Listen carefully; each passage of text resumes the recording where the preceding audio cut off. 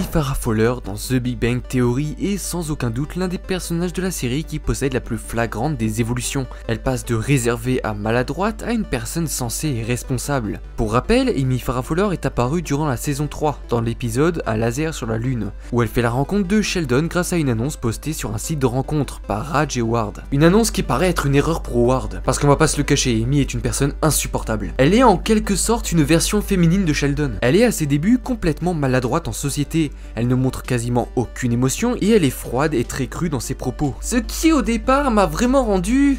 Vous savez, ce genre de sensation où on a envie de rentrer dans l'écran pour mettre des claques au personnage. Plusieurs saisons de torture. Son premier changement au niveau caractériel a débuté selon moi à sa première rencontre avec Bernadette et Penny.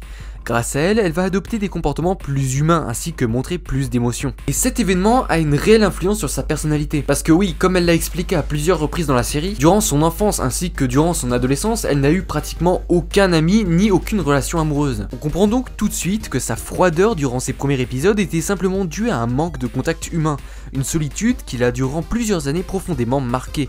Une solitude grandissante avec laquelle elle a dû vivre. Et on sait tous que la solitude, surtout chez l'être humain, peut créer des comportements dépressifs. Et surtout fait qu'on commence à avoir peur réellement des autres. Et en particulier chez Amy, son outil de défense était sa franchise ainsi que sa froideur. La solitude ainsi que la dépression est un sujet qui est par ailleurs beaucoup traité dans plusieurs œuvres cinématographiques. On peut citer la série Camelot dans laquelle la dépression est extrêmement bien retranscrite au travers du personnage d'Arthur. Ou encore dans la saga Star Wars au travers du personnage d'Anakin, où sa dépression, créée par des événements du passé, vient troubler son quotidien. La franchise d'Amy à sa première apparition était tout simplement une manière pour elle, inconsciente certes, de cacher sa solitude. Sa rencontre avec Bernadette ainsi qu'avec Penny ont donc réussi à briser son profond sentiment de solitude. Une rencontre qui donc était pour le moins extrêmement bénéfique. Cela a pour effet de la rendre d'une certaine manière plus humaine. Ce qui nous ramène donc vers le deuxième point crucial de son changement. Et c'est bien sûr sa relation amoureuse avec Sheldon. Une relation amoureuse qui au départ était perdue, Sheldon étant hermétique à tout contact physique,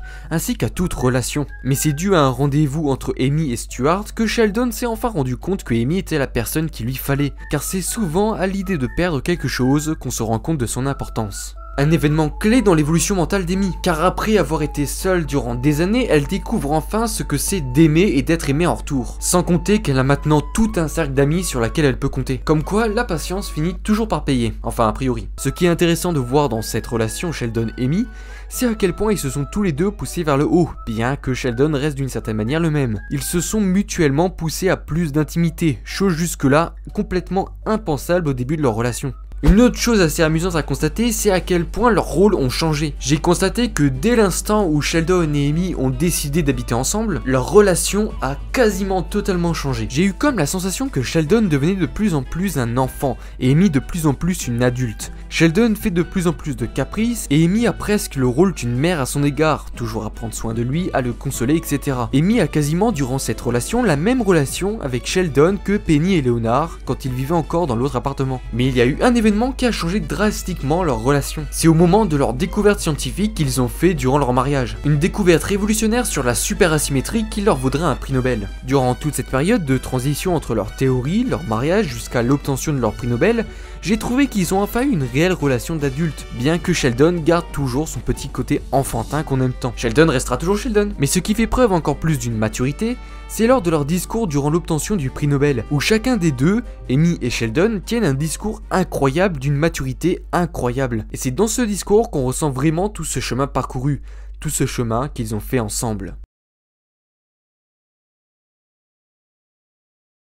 Voilà, la vidéo touche à sa fin. J'espère vraiment qu'elle vous aura plu. Si c'est le cas, n'hésitez pas à vous abonner sans oublier d'activer la petite cloche et de mettre le petit pouce bleu de l'amour. Et vous pouvez aussi me rejoindre sur les réseaux sociaux, Twitter, Facebook, Instagram, Discord, tous les liens sont en description. Et surtout, n'hésitez pas à me dire ce que vous avez pensé de la vidéo en commentaire, c'est fait pour ça. Et vous pouvez aussi me soutenir financièrement en cliquant sur le bouton rejoindre, c'est le petit bouton bleu qui se trouve à côté du bouton d'abonnement. C'est un petit forfait qui vous permet tout simplement d'avoir accès à quelques contreparties. Merci d'avance pour le soutien. Bref, on se retrouve donc la prochaine fois pour une nouvelle vidéo.